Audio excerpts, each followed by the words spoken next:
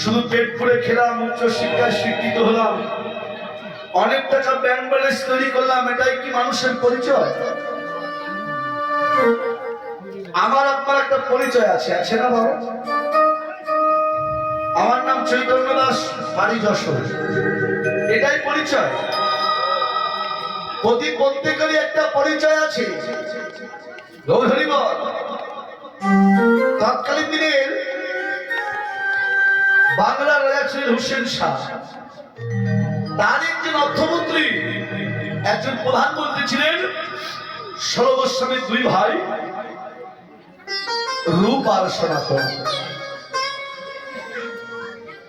রূপ গোস্বামী যখন সন্ন্যাস নিয়ে চলে গেলে আস্তে সনাতন প্রভুকে কারাবন্দী করলেন।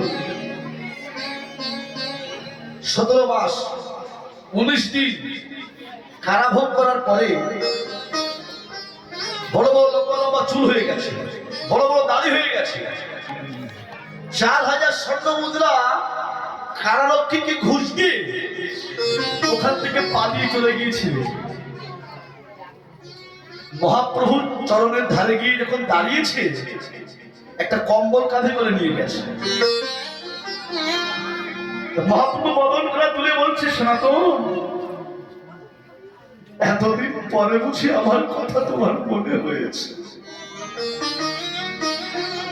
তা আমাকে পাওয়ার জন্য সব ত্যাগ করে দিয়েলে, আর একটা কম্বলের মায়া ত্যাগ করতে পারলে না।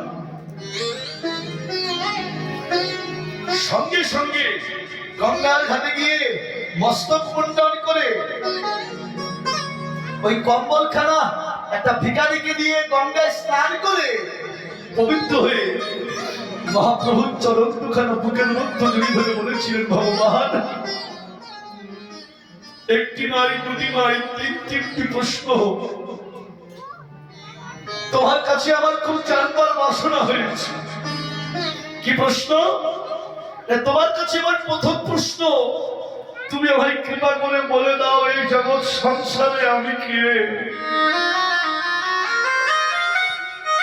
জানতে ইচ্ছা হয় না বাবা?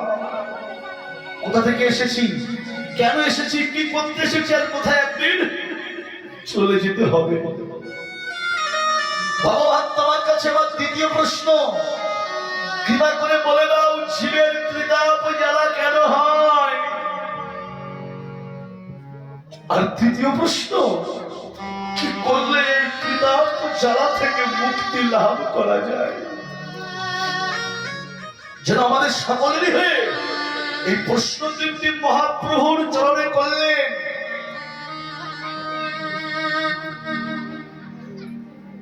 ভগবান দিকে সনাতন প্রভুকে বললেন, সনাতন, তুমি যে বললে যে আমি কে,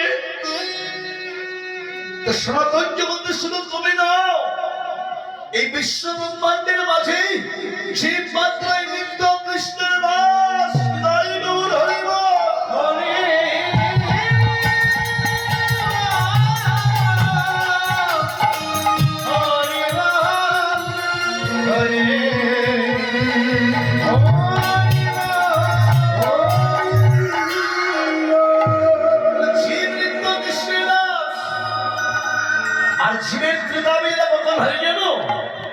জীব যখনই ভুলে যায় যে আমি নিত্য কৃষ্ণের দাস, এই আমি নিত্য কৃষ্ণের দাস ভুলে গিয়ে জীব যখন মায়ার দাস হয়, জীব যখন কাম কামনার দাস হয়, জীবের তখন এই ত্রিতাপ জ্বালা বৃদ্ধি হয়। কি করলে যারা থেকে মুক্তি লাভ করা যায়? বলে, আমারই সমবেত ভক্তগণ এই যেখানে বসে বসে হরি কথা কৃষ্ণ কথা আলোচনা করে, যার ত্রিতাপ জ্বালা হয়েছে, ওই ভক্তের মাঝে গিয়ে ভক্তের চরণ ধুলার তলে গলা করে দিয়ে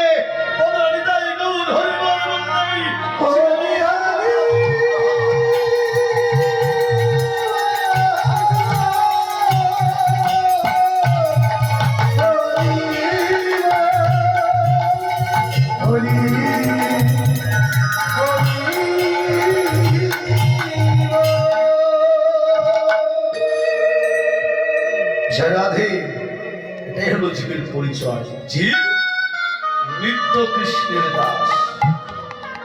আর জীব নিত্য কৃষ্ণ দাস, তাহা বলি গেল তাইতে মায়া পিচাসী তার গলায় বাঁধিল। এই প্রীতির মধ্যে গিয়ে রূপ স্বরূপ ধরো, ওই সনজার প্রতি অঙ্গবদ্ধ। নাগরিকে আমি আরো দেখলাম সেই গৌর আমার মধ্যাহ্নকালীন দর্শন করে কি করছে, কামিনী